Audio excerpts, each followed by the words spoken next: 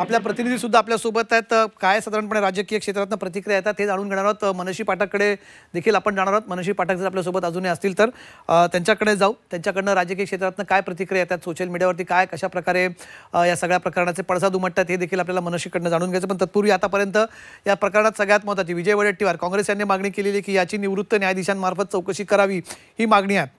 काँग्रेस याबाबत मागणी करतात।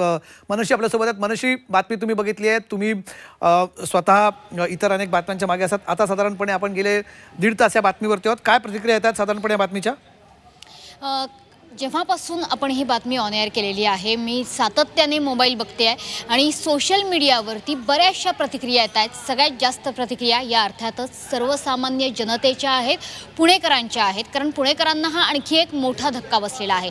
पुण्यामध्ये हा पहिला जमीन घोटाळा नाही आहे, यापूर्वीचे काही दिवससुद्धा जमीन घोटाळ्यानंच गाजलेले होते। पुणे बोर्डिंगचं प्रकरण देखील ताजं आहे आणि त्यानंतर उघडकीस आलेला झी 24 तासनं उघडकीस आणलेला हा पुण्यातला मोठा जमीन घोटाळा। आणि यात नाव कुणाचं तर थेटपणे राज्याचे उपमुख्यमंत्री असणाऱ्या अजित पवारांच्या चिरंजीवांचं, पार्थ पवारांचं। त्याच्यामुळे सोशल मीडियावरती प्रचंड संताप व्यक्त केला जातोय। सोशल मीडियावरच्या ज्या प्रतिक्रिया आहेत त्या अशा काहीशा आहेत की पुण्यात जर जमीन घोटाळा होत असेल तर आणखी काय अपेक्षा करणार। पुण्यामधलं जे नेतृत्व आहे त्याबद्दल बरीचशी नाराजी सुद्धा या सोशल मीडियाच्या प्रतिक्रियांमधून आपल्याला दिसून येते।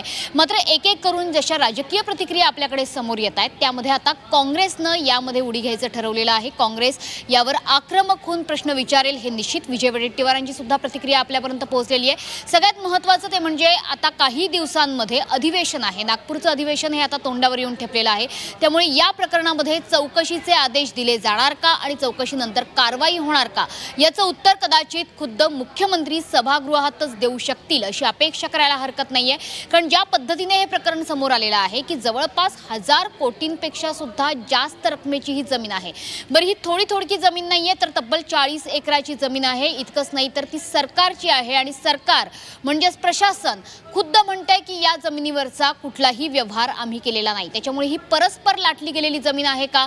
अर्थातच त्याचं उत्तर होय असं येतंय। आणि सगळ्यात महत्त्वाचं, एवढी मोठी जमीन घशात घालून सुद्धा या जमिनीचा व्यवहार करताना मुद्रांक शुल्क दिलं गेलं ते केवळ 500 रुपयांचं, जे दिलं जायला हवं होतं 21 कोटी रुपयांचं।